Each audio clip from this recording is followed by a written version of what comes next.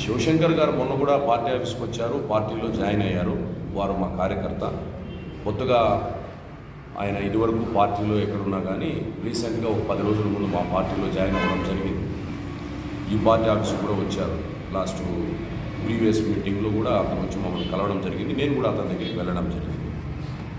అతనే పార్టీలో అభ్యర్థి అనే విషయం ఎక్కడా కూడా చెప్పబడలేదు. అతను అభ్యర్థి అని చెప్పి ఎక్కడా కూడా ప్రకటించబడలేదు. అతను ఒక్కడే కాదు, ఆంధ్రప్రదేశ్ రాష్ట్రంలో దాదాపుగా 1300 మంది ఎమ్మెల్యేకు, 400 మంది ఎంపీకు అప్లికేషన్ ఇచ్చిన మాట వాస్తవం. దాంట్లో నేను కూడా ఒకరిని. ఇదివరకు నేను 2014, 2019 ఈ కాన్స్టిట్యున్సీ నుండి నేను అభ్యర్థిత్వాన్ని తీసుకొని పోటీ చేయడం జరిగింది. సో అతను చెప్పినంత మాత్రాన, ఇంగూరు చెప్పినంత మాత్రాన ఇంకా ఫైనల్ కాలేదు. ఒకవేళ అతను ఆస్పిరెంట్గా ఆశపడి ఉండొచ్చు, దానికోసం అతని ప్రయత్నం అయితే జరుగుతూ ఉండొచ్చేమో. కానీ ఇప్పటి వరకు కాంగ్రెస్ పార్టీ ఎవరిని కూడా పలంనేరుకి అభ్యర్థిత్వాన్ని ఇవ్వడం లేదు, ఇచ్చి ఉండలేదు. ఇక మీద అదంతా స్క్రీనింగ్ కమిటీ జరిగి ఏఐసిసి నిర్ణయిస్తుంది. అంతవరకు ఎవరు కూడా అభ్యర్థులు లేరు పలంనేరులో కాంగ్రెస్ పార్టీకి. కాంగ్రెస్ పార్టీలో 2019లో పోటీ చేసిన వ్యక్తిగా 2024లో ఎవరికైతే అభ్యర్థిత్వాన్ని నియమిస్తారో అంతవరకు బాధ్యుడిగా నేనే ఉంటాను. నేనే ప్రస్తుతానికైతే కాంగ్రెస్ పార్టీ బాధ్యతగా పలంనేరులో వ్యవహరిస్తా ఉన్నాను. అట్లని చెప్పి నేనే ఫైనల్ కూడా అని చెప్పలేము. కాంగ్రెస్ పార్టీ హైకమాండ్ ఉంది కాబట్టి కాంగ్రెస్ పార్టీ హైకమాండ్లో పలంనేరు నియోజకవర్గానికి కూడా శంకర్ గారితో పాటు కూడా ఒక 10 మంది అభ్యర్థులు ఆశావాహులు ఉన్నారు. దాంట్లో అతను కూడా ఒకడై ఉండొచ్చు. సోదరా, 100 బస్సులు అనేది నేనైతే చూడలేదు. నేనైతే 2000 మందితో వెళ్ళడం జరిగింది. దాదాపు మన పార్టీ కాంగ్రెస్ పార్టీ ఈ ఆఫీస్ నుండి ఇక్కడనే ర్యాలీగా బయలుదేరి మేము 25 బస్సులు 50 షుమోలతో ర్యాలీగా వెళ్ళాము. దాని విజువల్స్ కూడా మీ అందరికీ కూడా పంపిస్తాను. సో ఆ అబ్బాయి ఆ శంకర్ గారు ఎన్ని బస్సులు పెట్టారనే దానిపై మనకు తెలియదు. మనకున్న సమాచారం, పార్టీకి ఉన్న సమాచారం వాళ్ళు 20 బస్సులు పెట్టారని చెప్పి మనకు తెలియజేయడం. తిరుపతి మీటింగ్లో ప్రత్యేక హోదా సాధన సభ గౌరవ పిసిసి అధ్యక్షురాలు వైఎస్ షర్మిలారెడ్డి గారి అధ్యక్షతన ఆంధ్రప్రదేశ్ రాష్ట్రానికి ప్రత్యేక హోదా తీసుకురావడానికి దానికోసం మేము జరిపినటువంటి మీటింగ్కి ముఖ్య అతిథులుగా సచిన్ పైలట్ గారు ఇచ్చేసి, ఈ దేశంలో కాంగ్రెస్ పార్టీ అధికారంలోకి వస్తే తప్పకుండా ఆంధ్రప్రదేశ్ రాష్ట్రానికి ప్రత్యేక హోదా ఇస్తామనే విషయం పైన నిన్న ఒక డిక్లరేషన్ జరపబడింది.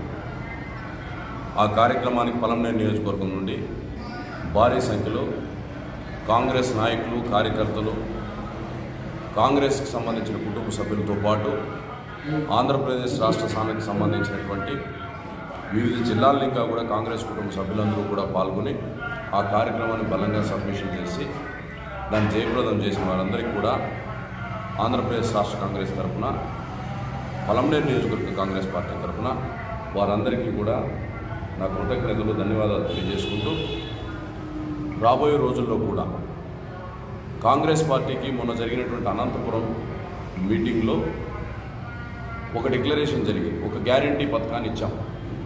ప్రతి పేద కుటుంబానికి కూడా ప్రతి నెల 5,000 రూపాయలని ఆంధ్రప్రదేశ్ రాష్ట్రంలో కాంగ్రెస్ ప్రభుత్వం ఏర్పడిన వెంటనే ఇస్తామనే విషయంపై కూడా మా ప్రదేశ్ కాంగ్రెస్ కమిటీ అధ్యక్షురాలైనటువంటి షర్మిలారెడ్డి గారు ఆమె సంతకంతో కూడినటువంటి చెక్కును కూడా ఇవ్వడం జరిగింది. ఆంధ్రప్రదేశ్ రాష్ట్రానికి కాంగ్రెస్ పార్టీ తప్ప ప్రత్యేక హోదా తీసుకుని వచ్చే విషయంలో ఏ పార్టీ కూడా ముందుకు రాలేదు.